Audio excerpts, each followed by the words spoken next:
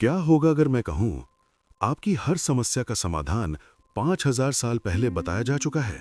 युद्ध के मैदान में दिया गया वो ज्ञान आज भी पूरी दुनिया को दिशा दे रहा है। ये सिर्फ एक ग्रंथ नहीं, जीवन जीने का विज्ञान है। भगवद गीता, भाग 1, परिचय, महाभारत की पृष्ठभूमि और अर्जुन विषाद योग। 1। भगवद गीता क्या है? भगवद गीता भारतीय आध्यात्मिक परंपरा का सबसे महान ग्रंथ माना जाता है। ये केवल धार्मिक पुस्तक नहीं, बल्कि जीवन जीने की कला है, आर्ट ऑफ लिविंग। गीता मनुष्य को ये सिखाती है कि कर्तव्य क्या है, धर्म क्या है, आत्मा क्या है, जीवन का उद्देश्य क्या है, दुख और भय से कैसे मुक्त हों। भगवद का अर्थ है भगवान का, गीता का अर्थ है गीत या दिव्य उपदेश, अर्थात भगवान श्री कृष्ण द्वारा दिया गया दिव्य ज्ञान ही भगवद गीता है। ये ज्ञान युद्ध भूमि में दिया गया था, जब अर्जुन जीवन के सबसे बड़े मानसिक संकट से गुजर रहे थे। 2। महाभारत की पृष्ठभूमि। भगवद गीता महाभारत के भीष्म पर्व का हिस्सा है। कुरुक्षेत्र में कौरव और पांडव आमने सामने खड़े थे। पांडव युधिष्ठिर, धर्मराज, भीम बल का प्रतीक, अर्जुन महान धनुर्धर, नकुल और सहदेव, कौरव दुर्योधन, दुशासन और 100 कौरव भाई। राज्य के अधिकार को लेकर युद्ध निश्चित हो चुका था। 3।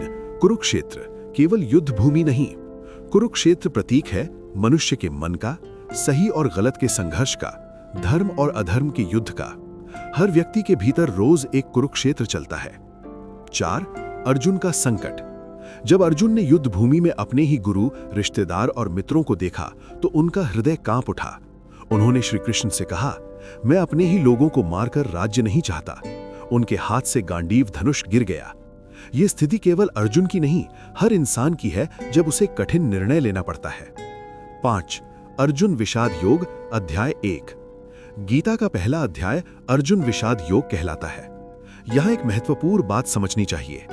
ज्ञान की शुरुआत अक्सर दुख से होती है। जब मनुष्य भ्रम और पीड़ा में होता है, तभी वो सत्य खोजता है। अर्जुन के तर्क। अर्जुन ने युद्ध न करने के कई कारण दिए। गुरुजनों की हत्या पाप है, परिवार नष्ट हो जाएगा, समाज का धर्म समाप्त हो जाएगा, विजय भी दुख देगी। उनकी समस्या युद्ध नहीं, मोह था। 6। मनुष्य का सबसे बड़ा भ्रम। गीता बताती है कि मनुष्य 3 कारणों से भ्रमित होता है: मोह, भय और अहंकार। अर्जुन इन तीनों से घिर गए थे। 7। अर्जुन का समर्पण। अंत में अर्जुन कहते हैं, हे कृष्ण, मैं आपका शिष्य हूं, मुझे सही मार्ग बताइए। यहीं से गीता का वास्तविक ज्ञान शुरू होता है। जब तक मनुष्य स्वयं को ज्ञानी समझता है, वो सीख नहीं सकता। 8। गीता का पहला जीवन संदेश। गीता का आरंभ ही हमें सिखाता है, समस्या बुरी नहीं होती, भ्रम ज्ञान का द्वार है, सही गुरु जीवन बदल देता है। 9। आधुनिक जीवन में अर्जुन। आज का इंसान भी अर्जुन है। करियर का तनाव, रिश्तों की उलझन, भविष्य का डर, निर्णय लेने की कमजोरी। गीता इन्हीं समस्याओं का समाधान है। 10। क्यों गीता आज भी प्रासंगिक है? गीता समय से परे है, क्योंकि ये मानव मन को समझती है। ये नहीं कहती कि संसार छोड़ दो, बल्कि कहती है संसार में रहकर शांत कैसे रहें। गीता के मुख्य सिद्धांत, ओवरव्यू। आगे के अध्यायों में श्री कृष्ण समझाएंगे, आत्मा अमर है, कर्म करना जरूरी है, फल की चिंता दुख का कारण है, योग संतुलन है, भक्ति सर्वोच्च मार्ग है। भाग 1 का सार। अर्जुन जीवन के संकट का प्रतीक है, कुरुक्षेत्र मन का युद्ध है, दुख ज्ञान की शुरुआत है, गुरु का मार्गदर्शन आवश्यक है। अब अगले भाग में श्री कृष्ण आत्मा का महान रहस्य बताएंगे। भाग 2, सांख्य योग, अध्याय 2, आत्मा का रहस्य और जीवन का वास्तविक ज्ञान। 1। ज्ञान की शुरुआत। जब अर्जुन पूरी तरह भ्रमित हो गए, तब श्री कृष्ण मुस्कुराए। उन्होंने अर्जुन को डांटा नहीं, बल्कि ज्ञान देना शुरू किया। यही सच्चे गुरु की पहचान है, वे अज्ञान को प्रकाश से मिटाते हैं। श्री कृष्ण ने सबसे पहले अर्जुन के शोक पर प्रश्न उठाया। उन्होंने कहा, जिसके लिए शोक करना उचित नहीं, उसके लिए तुम शोक कर रहे हो। ये वाक्य गीता का पहला आध्यात्मिक झटका है। 2। आत्मा और शरीर का अंतर। श्री कृष्ण समझाते हैं कि मनुष्य शरीर नहीं है, बल्कि आत्मा है। शरीर बदलता है, मन बदलता है, विचार बदलते हैं, लेकिन आत्मा कभी नहीं बदलती। जैसे मनुष्य पुराने कपड़े छोड़कर नए पहनता है, वैसे ही आत्मा नया शरीर धारण करती है। इसलिए मृत्यु अंत नहीं है, केवल परिवर्तन है। 3. आत्मा के गुण। गीता के अनुसार आत्मा न जन्म लेती है, न मरती है, न जलती है, न कटती है, न सूखती है। आत्मा शाश्वत, अविनाशी और अनंत है। मनुष्य का डर इसलिए है क्योंकि वह स्वयं को शरीर मानता है। 4. मृत्यु का वास्तविक अर्थ। श्री कृष्ण कहते हैं, जो जन्मा है उसकी मृत्यु निश्चित है, और जो मरा है उसका जन्म भी निश्चित है। इस सत्य को स्वीकार करने वाला व्यक्ति भय से मुक्त हो जाता है। 5. कर्तव्य यानी धर्म का महत्व। कृष्ण अर्जुन को याद दिलाते हैं कि वह एक क्षत्रिय है। क्षत्रिय का धर्म है अन्याय के विरुद्ध युद्ध करना। यदि व्यक्ति अपने कर्तव्य से भागता है तो वह भीतर से टूट जाता है। गीता कहती है, सही कर्म कठिन हो सकता है, लेकिन गलत पलायन उससे भी अधिक दुख देता है। 6. कर्म योग का बीज। यहीं श्री कृष्ण पहली बार कर्म योग का सिद्धांत बताते हैं। कर्म करो, लेकिन फल की इच्छा मत रखो। समस्या कर्म में नहीं, अपेक्षा में है। जब हम परिणाम से जुड़ जाते हैं तब चिंता जन्म लेती है। 7. समत्व योग, संतुलन का विज्ञान। कृष्ण कहते हैं, सफलता और असफलता में समान रहना ही योग है। यही मानसिक संतुलन मनुष्य को महान बनाता है। सफलता अहंकार नहीं, असफलता निराशा नहीं। यही सच्ची स्थिर बुद्धि है। 8. स्थिर बुद्धि वाला व्यक्ति, स्थित प्रज्ञ व्यक्ति। अर्जुन पूछते हैं, स्थिर बुद्धि वाला व्यक्ति कैसा होता है? कृष्ण बताते हैं, स्थित प्रज्ञ व्यक्ति इच्छाओं से मुक्त होता है, सुख दुख में समान रहता है, क्रोध से दूर रहता है, इंद्रियों को नियंत्रित करता है। उसकी खुशी भीतर से आती है, बाहरी चीजों से नहीं। 9. इच्छा क्रोध विनाश, मानसिक श्रृंखला। गीता मनोविज्ञान का अद्भुत सूत्र देती है। विषयों का चिंतन, आसक्ति, इच्छा, इच्छा टूटे, क्रोध, क्रोध भ्रम, भ्रम बुद्धि नष्ट, बुद्धि नष्ट जीवन पतन। आज के तनाव और गुस्से की जड़ यही है। 10. इंद्रिय नियंत्रण। मन इंद्रियों से शक्तिशाली है और बुद्धि मन से भी ऊपर, लेकिन आत्मा सबसे श्रेष्ठ है। जो व्यक्ति इंद्रियों को नियंत्रित करता है वही जीवन का स्वामी बनता है। 11. शांति कैसे मिलती है? कृष्ण कहते हैं, जिस व्यक्ति की इच्छाएं समुद्र में गिरती नदियों की तरह शांत हो जाती हैं, वही शांति पाता है। इच्छाएं खत्म करने से नहीं, उनसे ऊपर उठने से शांति मिलती है। 12. अध्याय 2 का सार। भाग 3, कर्म योग। अध्याय 3, कर्म ही जीवन का मार्ग। 1. अर्जुन का नया प्रश्न। सांख्य योग सुनने के बाद अर्जुन के मन में भ्रम पैदा हुआ। उन्होंने श्री कृष्ण से पूछा, यदि ज्ञान श्रेष्ठ है तो फिर मुझे कर्म यानी युद्ध करने के लिए क्यों कह रहे हैं? ये प्रश्न आज हर व्यक्ति का है। क्या संसार छोड़कर शांत बैठना बेहतर है या कर्म करते रहना? 2. कर्म से बचना असंभव है। श्री कृष्ण कहते हैं, कोई भी व्यक्ति एक क्षण भी बिना कर्म किए नहीं रह सकता। सांस लेना भी कर्म है, सोचना भी कर्म है, बोलना भी कर्म है। प्रकृति मनुष्य से लगातार कर्म करवाती है, इसलिए कर्म से भागना समाधान नहीं। 3. कर्म योग का अर्थ है कर्तव्य करना, लेकिन स्वार्थ के लिए नहीं। जब कर्म भगवान को समर्पित होकर किया जाता है तब वो बंधन नहीं बनता। 4. निष्काम कर्म का सिद्धांत। कृष्ण बताते हैं, जो व्यक्ति केवल फल के लिए काम करता है वो चिंता में रहता है। जो कर्तव्य के लिए काम करता है वो स्वतंत्र रहता है। निष्काम कर्म का अर्थ आलस्य नहीं है, बल्कि शुद्ध कर्म है। 5. यज्ञ भावना। गीता कहती है कि सृष्टि यज्ञ पर आधारित है। यज्ञ का मतलब केवल अग्नि में आहुति देना नहीं, बल्कि दूसरों के लिए काम करना, समाज के लिए योगदान देना, प्रकृति का सम्मान करना। जो केवल अपने लिए जीता है वो दुखी रहता है। 6. प्रकृति के 3 गुण और कर्म। मनुष्य प्रकृति के 3 गुणों से प्रभावित होता है। सत्व शांति और ज्ञान, रज इच्छा और क्रिया, तम आलस्य और अज्ञान। अधिकांश कर्म इन्हीं गुणों से होते हैं, लेकिन अहंकार कहता है मैं कर रहा हूं। 7. अहंकार का भ्रम। कृष्ण बताते हैं, वास्तव में प्रकृति कर्म कर रही है, लेकिन अज्ञानी व्यक्ति स्वयं को कर्ता मान लेता है।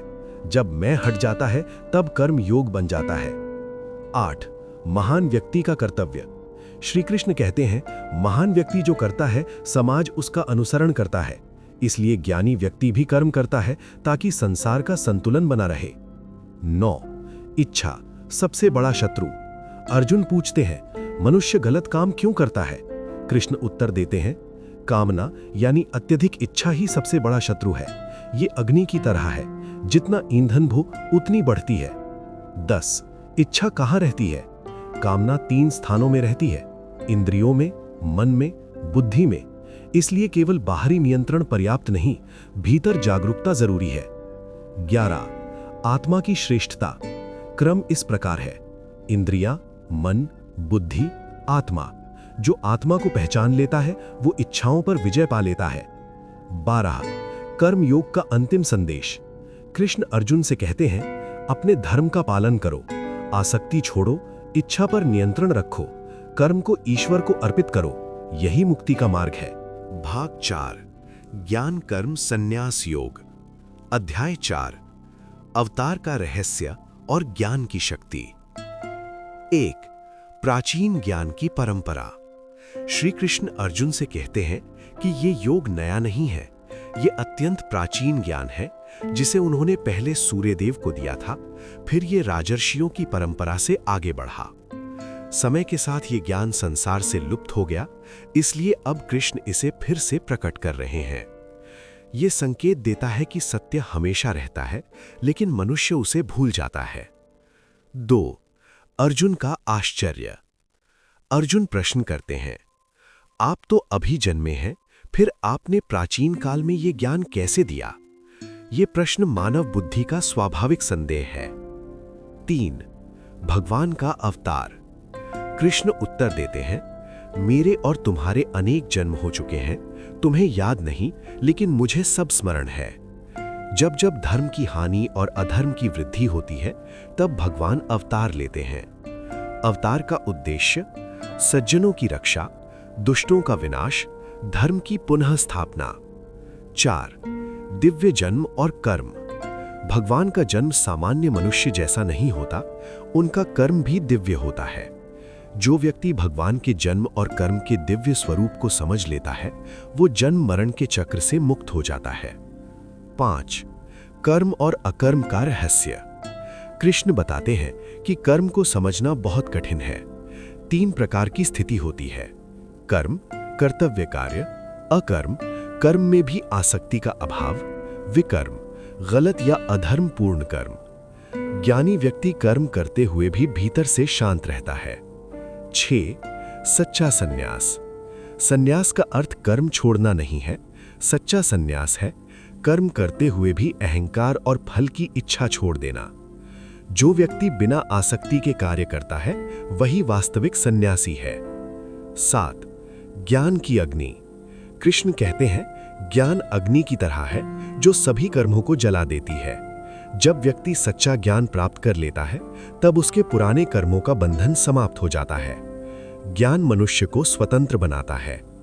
8. विभिन्न प्रकार के यज्ञ। कृष्ण बताते हैं कि यज्ञ कई प्रकार के होते हैं, ज्ञान यज्ञ, इंद्रिय नियंत्रण यज्ञ, प्राणायाम यज्ञ, तपस्या यज्ञ, दान यज्ञ। लेकिन इनमें सबसे श्रेष्ठ है ज्ञान यज्ञ, क्योंकि ज्ञान अज्ञान को समाप्त करता है। 9. गुरु का महत्व। ज्ञान प्राप्त करने का मार्ग, विनम्रता, प्रश्न करना, सेवा भाव। ज्ञानी गुरु सत्य का अनुभव कर चुके होते हैं, इसलिए वो शिष्य को सही मार्ग दिखाते हैं। 10. ज्ञान से मिलने वाली दृष्टि।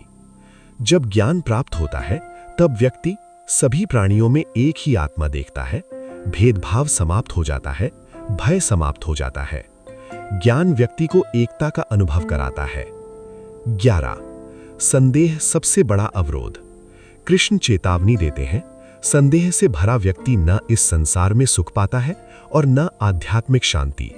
विश्वास और अनुभव दोनों आवश्यक है। 12. कर्म योग और ज्ञान योग का मिलन। इस अध्याय में कृष्ण स्पष्ट करते हैं कि कर्म और ज्ञान विरोधी नहीं है। ज्ञान कर्म को शुद्ध करता है और शुद्ध कर्म ज्ञान तक ले जाता है। भाग 5 कर्म संन्यास योग अध्याय 5 त्याग और कर्म का वास्तविक संतुलन। 1 अर्जुन की नई जिज्ञासा। अर्जुन फिर प्रश्न करते हैं, हे कृष्ण, आप कभी कर्म त्याग संन्यास की प्रशंसा करते हैं और कभी कर्म योग की। इनमें श्रेष्ठ कौन है? ये प्रश्न हर साधक के मन में आता है। क्या संसार छोड़ देना सही है या संसार में रहकर कर्म करना? 2 कृष्ण का उत्तर। श्री कृष्ण कहते हैं, दोनों मार्ग मुक्ति की ओर ले जाते हैं, लेकिन कर्म योग अधिक सरल और श्रेष्ठ है, क्योंकि मनुष्य के लिए कर्म छोड़ना कठिन है, लेकिन कर्म करते हुए आसक्ति छोड़ना संभव है। 3 सच्चा सन्यासी कौन है?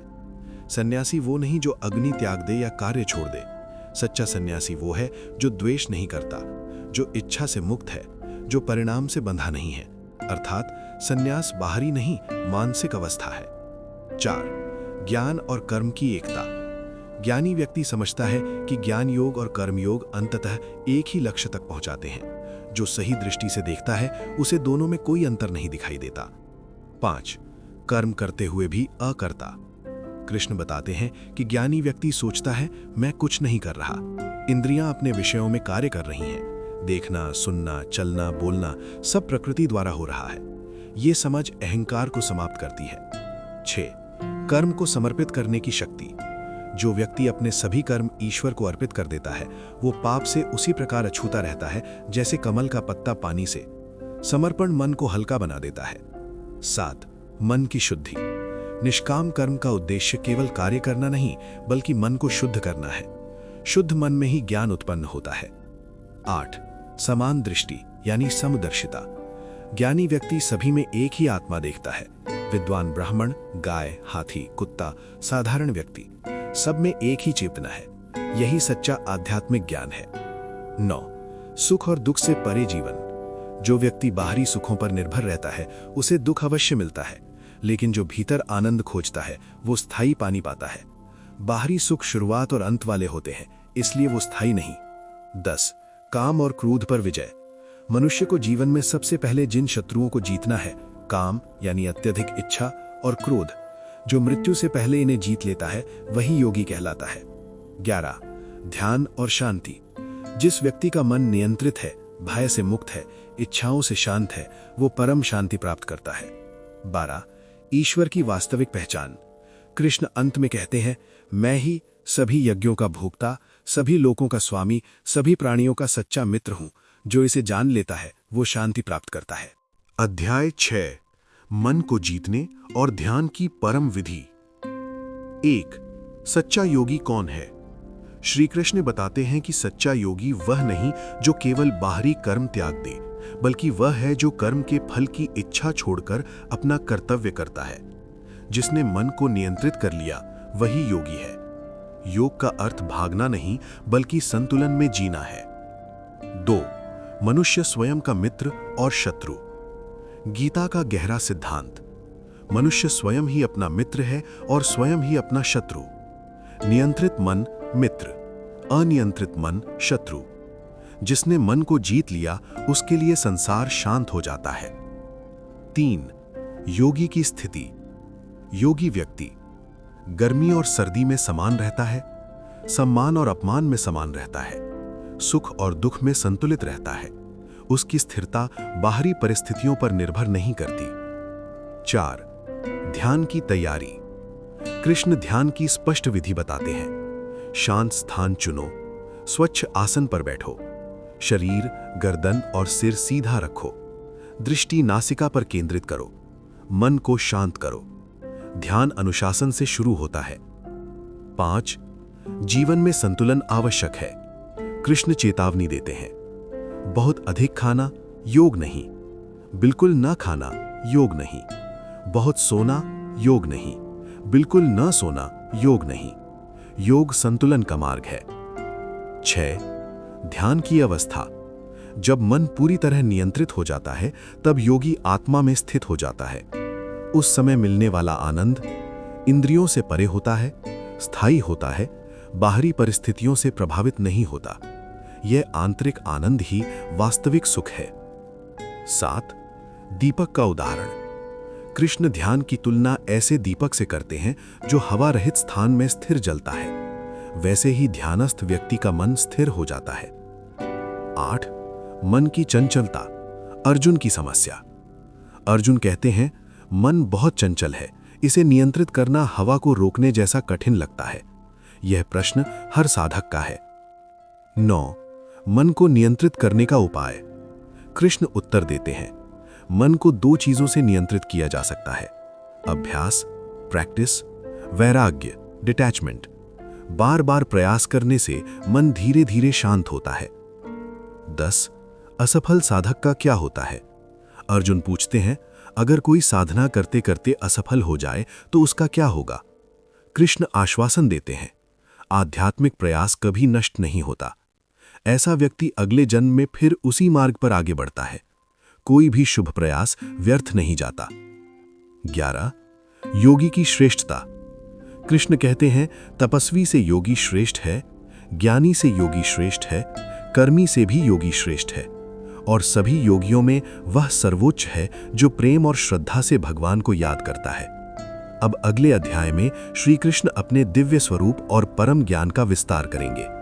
अध्याय 7, ईश्वर को जानने का पूर्ण ज्ञान। 1. परम ज्ञान की शुरुआत। अब श्री कृष्ण अर्जुन को और गहरे ज्ञान की ओर ले जाते हैं।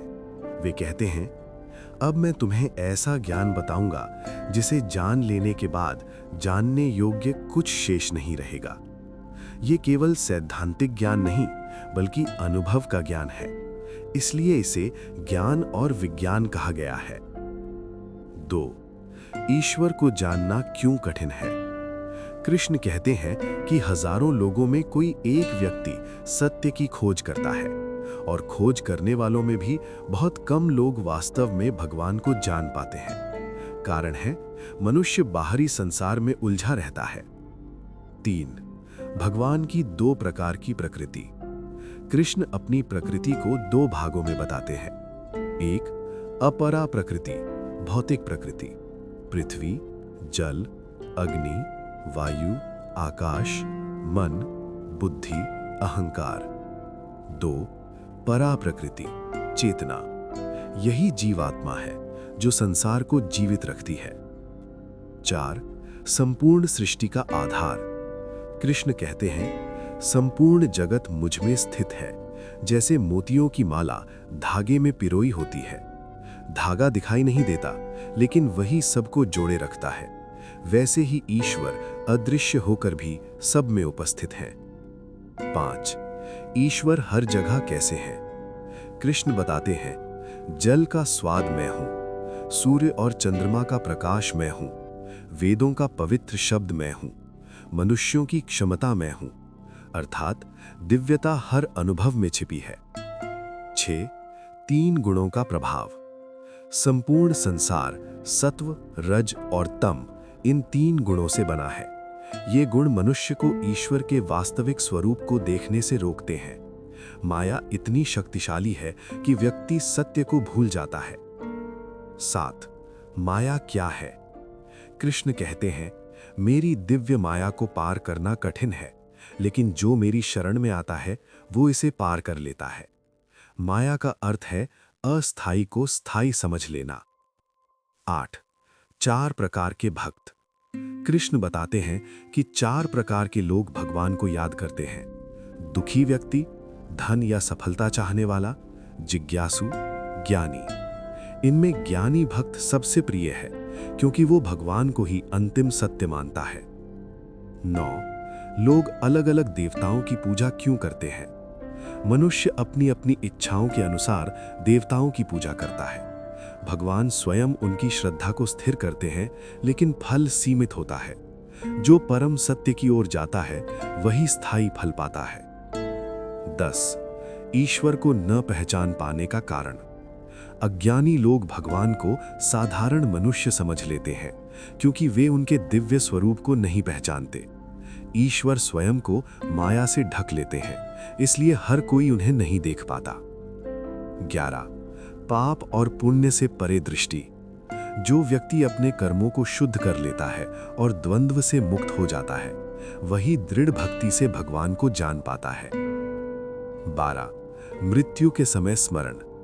कृष्ण कहते हैं कि जो व्यक्ति जीवन भर भगवान को याद करता है वो मृत्यु के समय भी उसी चेतना में रहता है और परम लक्ष्य प्राप्त करता है।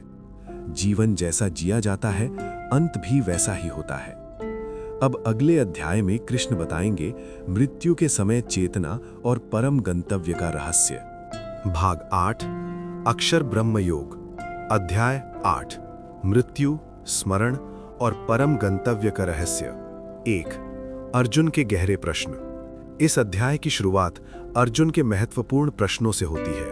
वे पूछते हैं, ब्रह्म क्या है, अध्यात्म क्या है, कर्म क्या है, अधिभूत, अधिदैव और अधियज्ञ क्या है, मृत्यु के समय भगवान को कैसे जाना जा सकता है। ये प्रश्न जीवन और मृत्यु दोनों के रहस्य से जुड़े हैं। 2 कृष्ण का उत्तर। ब्रह्म क्या है? श्री कृष्ण बताते हैं, अक्षर ब्रह्म वो परम सत्य है जो कभी नष्ट नहीं होता। वो न जन्म लेता है न समाप्त होता है। संपूर्ण सृष्टि उसी से उत्पन्न होती है और उसी में विलीन हो जाती है। 3 अध्यात्म का अर्थ। अध्यात्म का अर्थ है आत्मा का स्वभाव।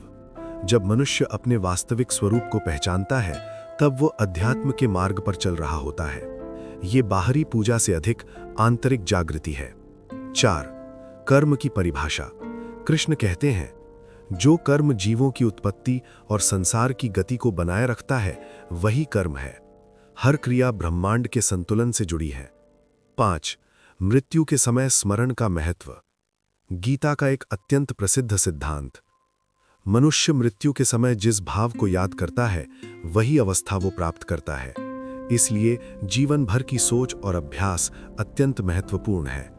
अंतिम क्षण अचानक नहीं बनता, वो पूरे जीवन का परिणाम होता है। 6 निरंतर स्मरण का अभ्यास। कृष्ण अर्जुन से कहते हैं, युद्ध करते हुए भी मेरा स्मरण करो। इसका अर्थ है आध्यात्मिकता और जीवन अलग नहीं है। कर्तव्य निभाते हुए भी ईश्वर को याद किया जा सकता है। 7 ध्यान द्वारा परम प्राप्ति। जो साधक मन को स्थिर करता है, प्राण को नियंत्रित करता है, एकाग्र होकर परमात्मा का स्मरण करता है, वो मृत्यु के समय परम लक्ष्य प्राप्त करता है। 8 ओम का महत्व। कृष्ण बताते हैं कि ओम ब्रह्म का पवित्र ध्वनि स्वरूप है। जो व्यक्ति ध्यानपूर्वक इस ध्वनि का स्मरण करते हुए शरीर त्यागता है वो परम अवस्था को प्राप्त करता है। 9 संसार का चक्र। सृष्टि बार बार उत्पन्न होती है और समाप्त होती है। ब्रह्मा का दिन, सृष्टि प्रकट।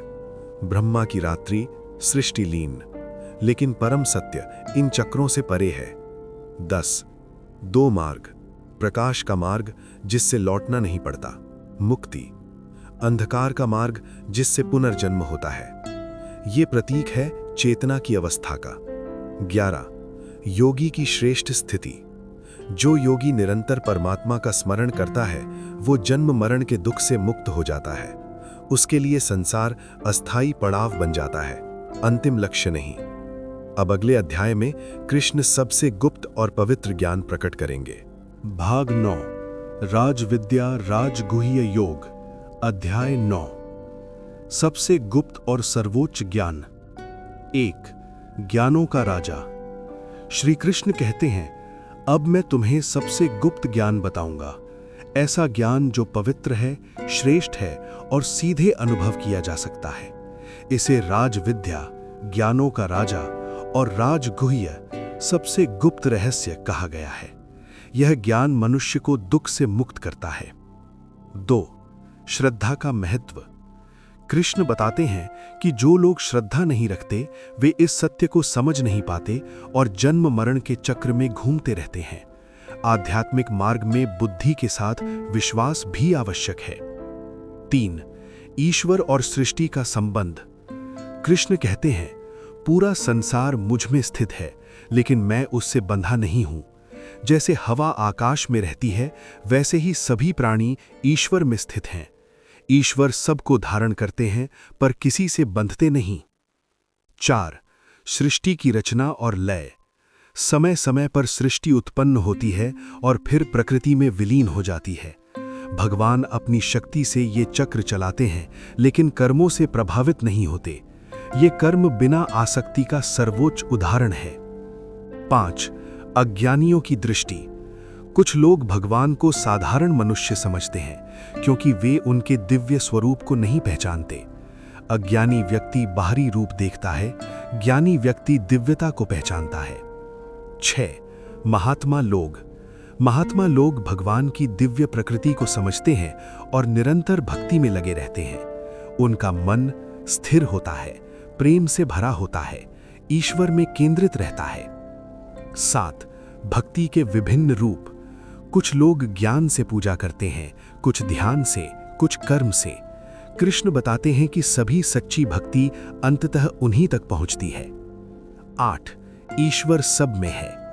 कृष्ण कहते हैं, मैं यज्ञ हूं, मंत्र हूं, अग्नि हूं, अर्पण हूं, पिता, माता और पालन करता हूं। अर्थात ईश्वर जीवन के हर पहलू में उपस्थित है। 9. सरल भक्ति का महान सिद्धांत। गीता का अत्यंत प्रसिद्ध संदेश। यदि कोई प्रेम से एक पत्ता, फूल, फल या जल भी अर्पित करता है तो मैं उसे स्वीकार करता हूं। भगवान को वस्तु नहीं, भावना प्रिय है। 10. कर्म को पूजा बनाना। कृष्ण कहते हैं, जो भी करो, जो खाओ, जो दान दो, जो तप करो, सब मुझे अर्पित करो। इससे जीवन का हर कार्य पूजा बन जाता है। 11. पापी भी बदल सकता है। गीता का अत्यंत करुणामय संदेश।